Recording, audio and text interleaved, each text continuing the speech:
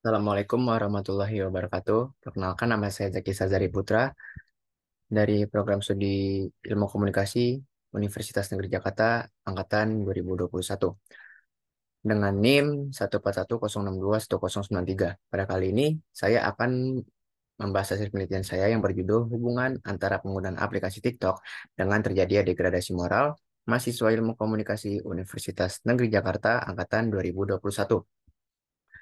dengan dosen pengampu Dr. Kinkin Yuliati, SP, MSc, CICS, CPR.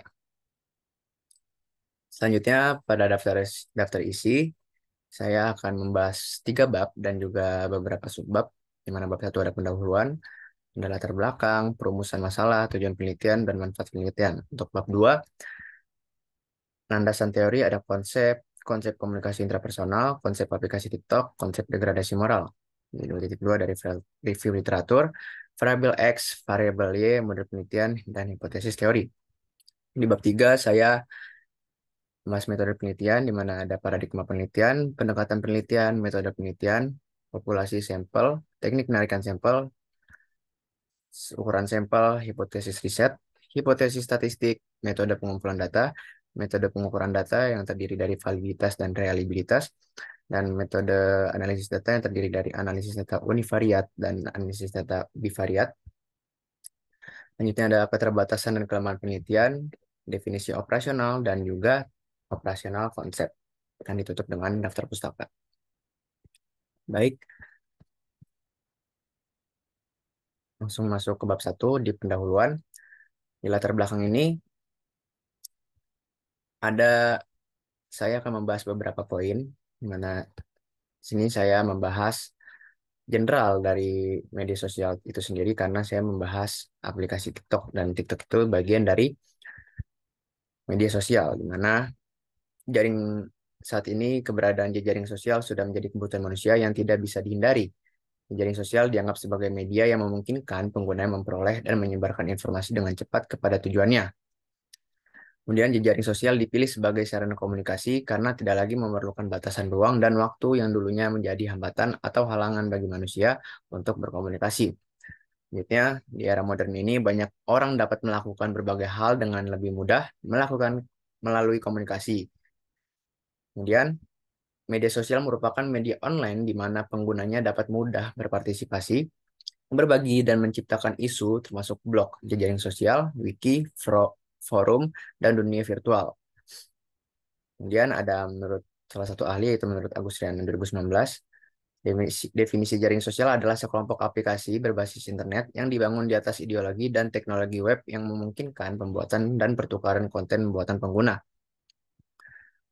Kemudian penjelasan general dari TikTok itu sendiri, TikTok dibuat oleh ByteDance, sebuah perusahaan teknologi internet asal Tiongkok, dan dikembangkan sejak tahun 2016. Sederhananya, TikTok adalah jaring sosial yang berisi produk video dan audiovisual yang dapat dilihat dan didengarkan oleh pengguna lain.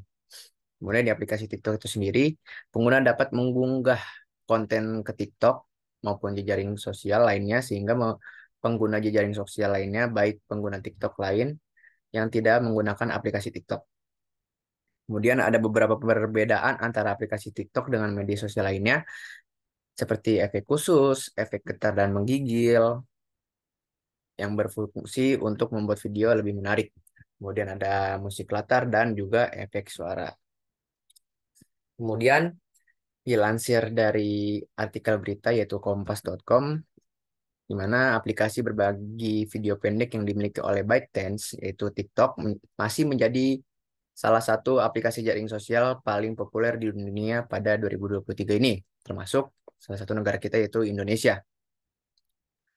Hal itu dapat dilihat dari banyaknya jumlah pengguna di Indonesia, dan menurut laporan firma riset Statista, jumlah pengguna TikTok di Indonesia tercatat sebanyak 113 juta per April 2023.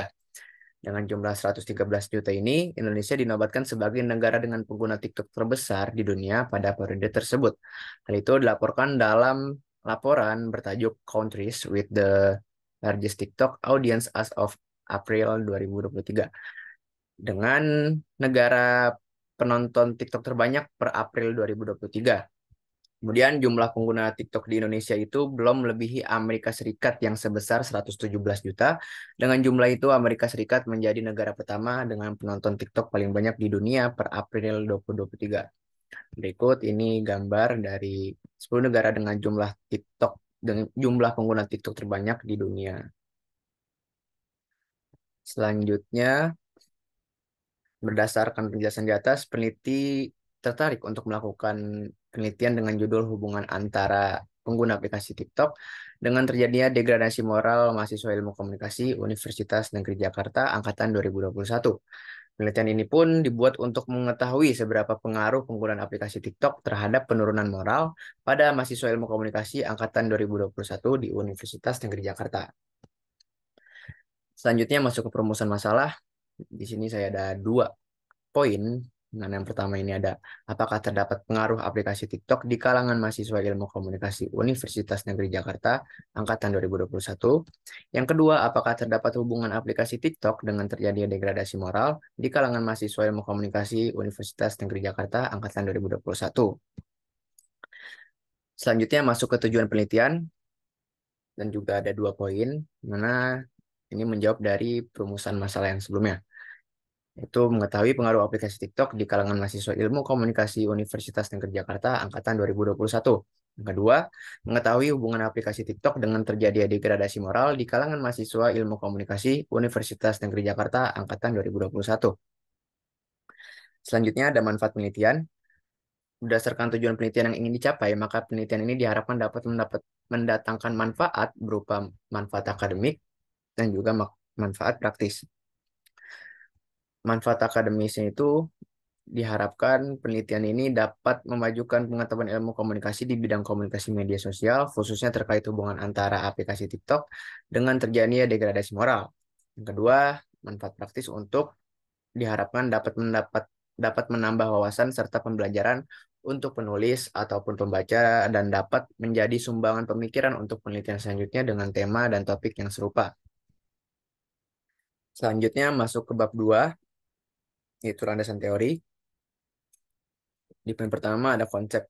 Di sini konsep yang saya gunakan yaitu komunikasi intrapersonal, di mana konsep pada penelitian ini ialah komunikasi intrapersonal, di mana artinya itu komunikasi yang terjadi di dalam diri kita, meliputi berbicara dengan diri sendiri, mengamati dan mempersepsikan intelektual dan emosional tentang lingkungan kita. Kemudian komunikasi intrapersonal ini menurut Jalaluddin Rahmat menyatakan bahwa jika dilihat dari psikologi komunikasi, komunikasi batin ini memproses informasi yang meliputi pengendaraan, persepsi, ingatan, dan pikiran. Dan juga dalam komunikasi intrapersonal ini seringkali mempelajari peran persepsi dalam perilaku manusia, dan juga dalam konteks ini biasanya dilakukan lebih sering daripada dalam komunikasi lainnya. Secara khusus, intrapersonal mencakup di mana kita dapat membayangkan, bermimpi, memahami, dan memecahkan masalah dalam pikiran kita sendiri. Semua itu berpengaruh pada moral kita saat ingin melakukan sesuatu. Selanjutnya ada konsep aplikasi TikTok, di mana ini merupakan variabel X saya.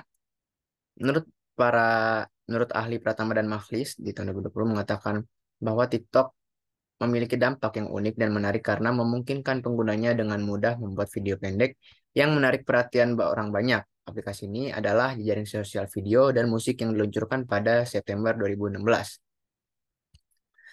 Kemudian di era globalisasi ini, remaja lebih banyak menghabiskan waktu berselancar di jejaring sosial media, khususnya jejaring sosial TikTok, di mana waktu yang dihabiskan dalam menggunakan aplikasi TikTok tidaklah singkat, tidak jarang mereka menghabiskan juga waktu mereka seharian hanya untuk menonton video aplikasi TikTok, bahkan bisa membuat video untuk dibagikan ke media sosial. Selanjutnya ada variabel Y dari penelitian saya, yaitu degradasi moral. Menurut Durkheim, moralitas itu mempunyai 3 komponen antara lain disiplin, komitmen, dan moralitas. Dan juga menurut ahli Ritzer, didefinisikan oleh Durkheim sebagai suatu proses di mana seseorang memperoleh fisik, intelektual, dan yang terpenting pengetahuan moral yang diperlukan agar berfungsi di masyarakat. Kemudian pengajaran nilai-nilai moral sebagai salah satu bentuk pendidikan karakter telah lama diketahui merupakan suatu proses yang kompleks, di mana implementasi pendidikan karakter dalam implementasi pendidikan moral mempunyai banyak tahapan pengembangan yang berbeda-beda. Jadi, berbagai penelitian telah dilakukan untuk menganalisis aspek mulai dari aspek isi hingga implementasi dan dampak yang menunjukkan kepraktisannya dan kompleksitasnya. Selanjutnya masuk ke review literatur atau penelitian terdahulu. Di sini saya ada 10 referensi di mana yang berkaitan dengan variabel X dan Y saya, di mana yang saat jurnal yang pertama itu ada yang berjudul Pengaruh Penggunaan Aplikasi TikTok Terhadap Perilaku Kecanduan Mahasiswa yang diterbitkan oleh Mela Rahmayani, Muhammad Ramdhani, Fardia Okhtariani Lubis pada tahun 2021. Hasil penelitian ini adalah peneliti menemukan bahwa intensitas dan daya tarik berpengaruh secara signifikan terhadap perilaku kecanduan mahasiswa, sedangkan isi konten pada penggunaan aplikasi TikTok tidak berpengaruh signifikan terhadap perilaku kecanduan mahasiswa. Selanjutnya di jurnal kedua ada yang berjudul Hubungan Antara Intensitas Melihat TikTok dengan Perilaku Konsumtif pada Mahasiswa yang diterbitkan oleh Lulu Fauzia pada tahun 2021, dan hasil dari penelitian ini menunjukkan bahwa terdapat hubungan antara intensitas melihat TikTok dengan perilaku konsumtif pada mahasiswa. Kemudian, jurnal ketiga ada yang berjudul Hubungan Penggunaan Aplikasi TikTok dengan Degradasi Karakter Siswa SD yang diterbitkan oleh Virgian Adisa Putra, Sri Budiartati, Apri Kartika Sari, HS pada tahun 2020, yang mempunyai hasil penelitian ini yaitu menunjukkan bahwa aplikasi TikTok tidak memberikan sumbangan atau impact dalam degradasi karakter yang dimiliki siswa. Kemudian yang keempat ada penelitian lainnya yang berjudul Pengaruh Tontonan TikTok Terhadap Perilaku Siswa Kelas 5 di SDN 204 Sompe Kabupaten Wajo yang ditulis oleh Erviana Wahyuni pada tahun 2022. 2022. Hasil penelitian ini menunjukkan bahwa tontonan TikTok berpengaruh secara positif dan signifikan terhadap perilaku siswa kelas 5 SDN 204 sampai Kabupaten Wajo, dan perubahan perilaku yang dialami oleh siswa berubah seperti mudahnya untuk meniru apa yang mereka tonton di aplikasi media sosial TikTok. Dapat disimpulkan bahwa tontonan TikTok ini sangat berpengaruh terhadap perilaku siswa kelas 5 di SDN 204 sampai Kabupaten Wajo. Selanjutnya, jurnal kelima ada yang berjudul Penyampaian Informasi pada Aplikasi TikTok Terhadap Perilaku Konsumtif Generasi Z yang ditulis oleh Novi Wijaya dan Lucia Savitri Setioutami pada tahun 2021. Hasil penelitian ini menunjukkan bahwa terdapat pengaruh penyampaian informasi terhadap perilaku konsumtif generasi Z sebesar 37,4%. Selanjutnya di jurnal ke-6 yang berjudul Pengaruh Intensitas Penggunaan Aplikasi TikTok dan Media Sosial Terhadap Kecenderungan Pubbing yang ditulis oleh Nurul Ilmiatus, Solihah, dan Nur Maghrifa Estetika pada tahun 2022 yang mempunyai hasil dan pembahasan yang telah dipaparkan yaitu intensitas penggunaan TikTok dan sosial media berpengaruh pada perilaku pubbing mahasiswa Unsida.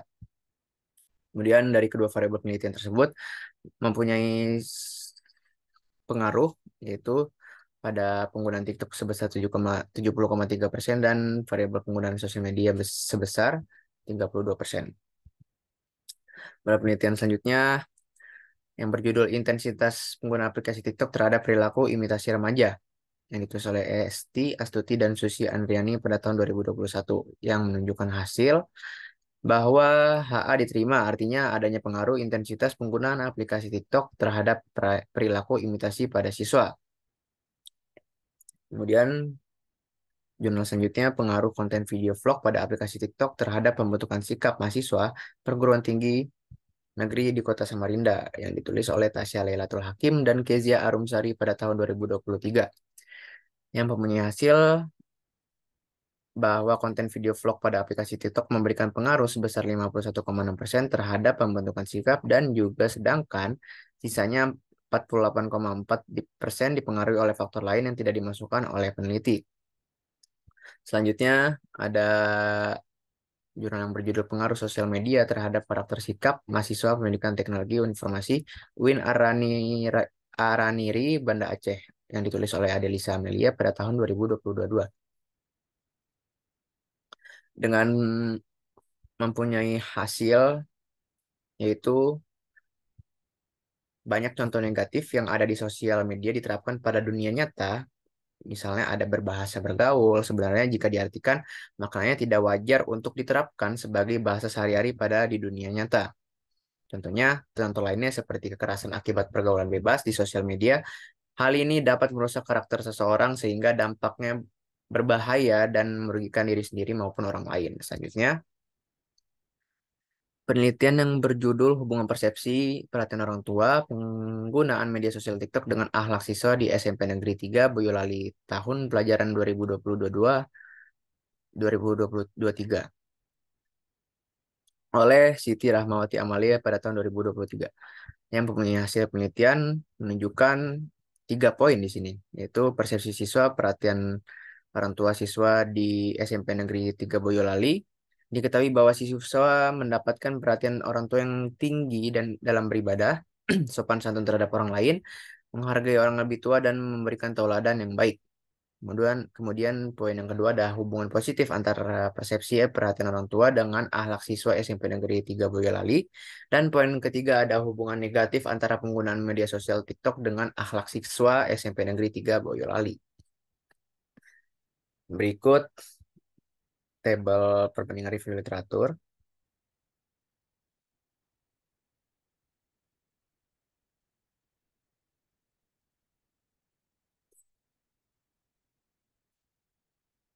Selanjutnya ada pengertian dari variabel X itu sendiri, di mana variabel bebas bisa juga disebut dengan variabel independen.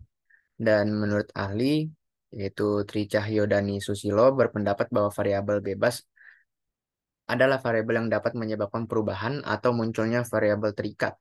Variabel independen seringkali digambarkan sebagai satu keadaan atau nilai yang kejadiannya mengubah keadaan atau nilai lain. Variabel bebas seringkali ada terlebih dahulu dan disertai dengan variabel lain. Variabel ini sering dilambangkan dengan huruf X. Dan selanjutnya ada variabel Y, yaitu variabel terikat dengan terstruktur sedemikian rupa sehingga ilmu pengetahuan menjadi suatu variabel karena adanya perubahan pada variabel lain. Variabel terikat merupakan isu kunci bagi peneliti masa depan menjadi subjek penelitian. Dapat disimpulkan bahwa variabel dependen merupakan variabel yang dipengaruhi dan merupakan akibat dari adanya variabel bebas. Kemudian ini model penelitian saya, yaitu variabel X aplikasi TikTok mempengaruhi degradasi moral, yaitu variabel Y saya dengan degradasi moral. Dan hipotesis teori pada penelitian saya ini, adanya hubungan antara penggunaan aplikasi TikTok dengan terjadinya degradasi moral, mahasiswa ilmu komunikasi Universitas Negeri Jakarta Angkatan 2021. Selanjutnya masuk ke bab 3, metode penelitian. Itu ada paradigma penelitian. Paradigma merupakan suatu model atau kerangka dasar yang dijadikan acuan untuk mengamati dan memahami sesuatu. Kemudian paradigma juga cukup sulit untuk dipahami karena sifat implisit dan hipotesis.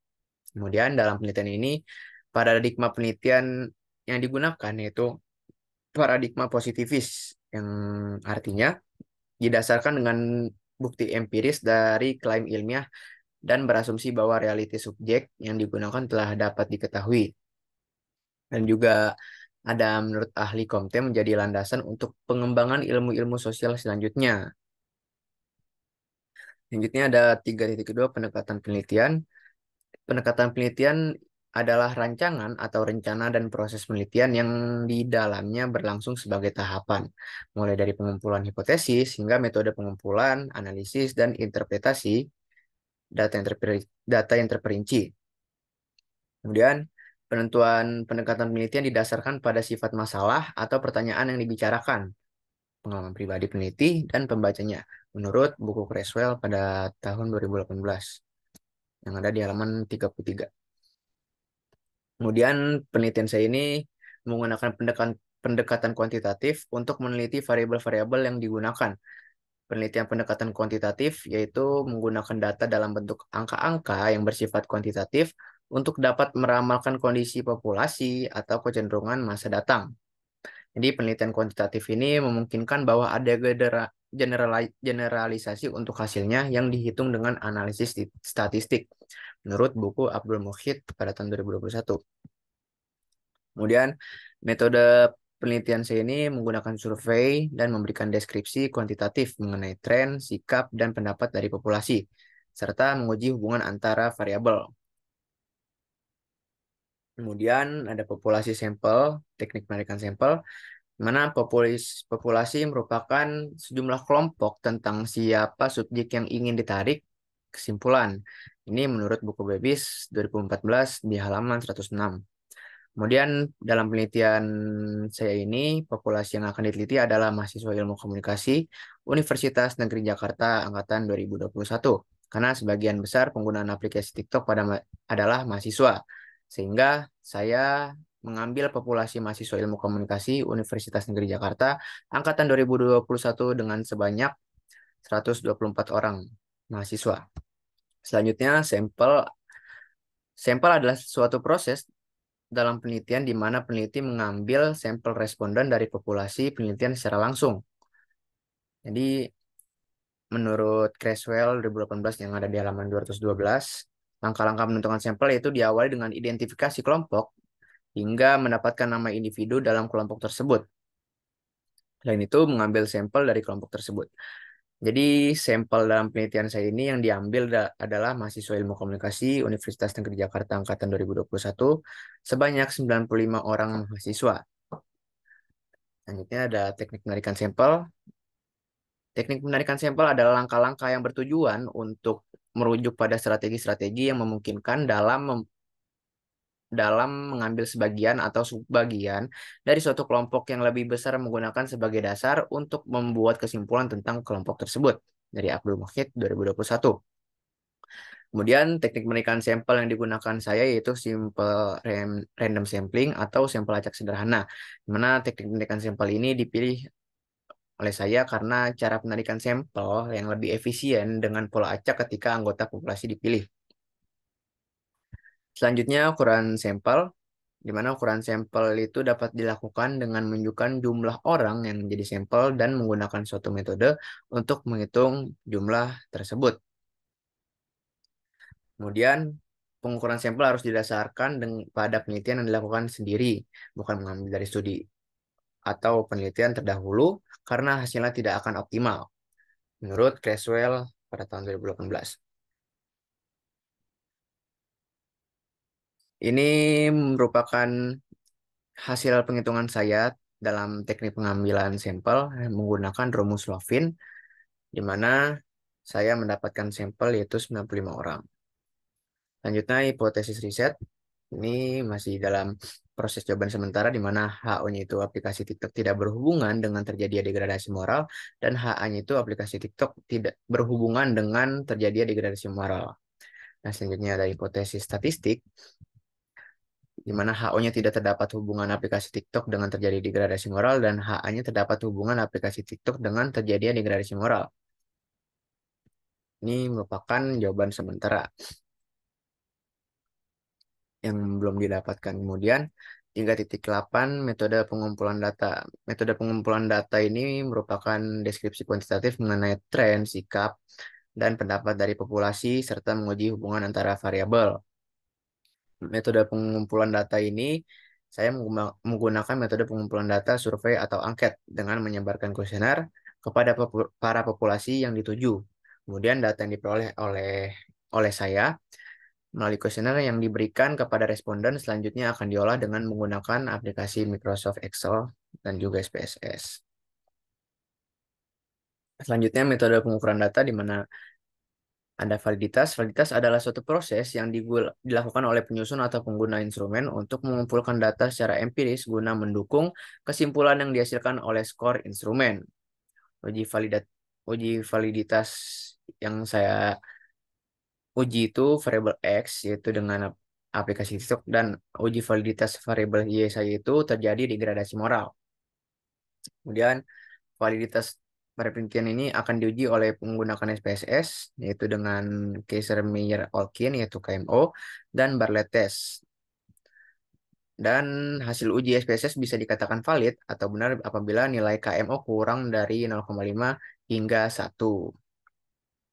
Begitu juga sebaliknya, dapat dikatakan tidak valid apabila nilai KMO di luar dari sama dengan 0,5 hingga 1. Selanjutnya masuk ke reliabilitas, di mana reliabilitas itu adalah bentuk data sejauh mana hasil suatu pengukuran yang digunakan bersifat tetap, terpercaya, serta terbebas dari galat pengukuran atau measure error. Mana reliabilitas akan diuji menggunakan SPSS juga dengan Cronbach alpha. Data dapat dikatakan reliable apabila nilai Cronbach alpha dengan tingkat signifikan yang digunakan 0,5 atau 0,6 atau 0,7 menurut Budi Dharma 2021. Namun pada program studi saya menggunakan 0,6. Selanjutnya ada metode analisis data. Analisis data univariat adalah merupakan penggambaran keadaan yang berkaitan dengan satu variabel. Misalnya jika diukur dalam kuesioner, maka peneliti akan mengetahui berapa banyak subjek dalam rentang usia tersebut. Selanjutnya ada analisis data bivariat. Analisis data bivariat ini merupakan analisis data yang menguji dua variabel secara bersamaan untuk perbandingan subkelompok. Dengan tujuan dari analisis data bivariat ini untuk membandingkan subkelompok dua variabel adalah deskriptif. Kebanyakan penelitian terdahulu menambah unsur tambahan yaitu menentukan hubungan antara variabel. Oleh karena itu, analisis data bivariat berfokus pada variabel dan hubungan empiris antara kedua variabel. Selanjutnya, keterbatasan dan kelemahan penelitian, di mana keterbatasan penelitian pada saya ini adalah tenggat waktu dalam menyelesaikan penelitian. Keterbatasan waktu yang dimaksud ialah dalam mengumpulkan beberapa faktor penelitian seperti jumlah populasi, target, sampel, dan lain-lain. Kemudian, minimnya kajian literatur, di mana minimnya kajian literatur yang saya maksud ini ialah hubungan antara variabel X dan Y pada penelitian ini. Selanjutnya, kelemahan pada penelitian saya itu adalah masih kurang transparan ya penjelasan yang saya tulis, kurangnya sumber, dan beberapa hal lain juga membuat penelitian saya ini masih terasa minim baik dari segi penulisan maupun isi. Dalam hal ini, diharapkan saya masih butuh pembelajaran lebih lanjut dalam meningkatkan efektivitas penelitian ini untuk mendapatkan hasil yang lebih maksimal dan memperbaiki segala kekurangan yang ada pada penelitian saya ini. Selanjutnya masuk ke definisi operasional. Definisi operasional ini diperlukan untuk menghindari kesalahpahaman pembaca terhadap variabel-variabel dalam judul. Jadi judul penelitian saya ini ialah hubungan antara penggunaan aplikasi TikTok dengan terjadinya degradasi moral mahasiswa ilmu komunikasi angkatan 2021. Jadi agar penulis dan pembaca dapat dengan mudah mempunyai gambaran serta pemahaman yang sama dan juga menghindari pemahaman yang berbeda. Maka definisi operasional dan penelitian ini adalah dengan variabel X penggunaan aplikasi TikTok dan Y terjadi degradasi moral. Kemudian pada variabel X aplikasi TikTok ini tingkat penggunaan aplikasi TikTok berdasarkan teori Ajizen yang mencakup 4 indikator dimensi yaitu diantaranya perhatian, pengetahuan, durasi, dan frekuensi. Dan selanjutnya variabel Y saya ini berdasarkan degradasi moral yang dapat dibagi menjadi 3 dimensi yaitu psikologi, sosial, dan budaya. Berikut tabel operasional konsep saya yang telah saya dapatkan dari 3.12 tadi yaitu tentang definisi operasional.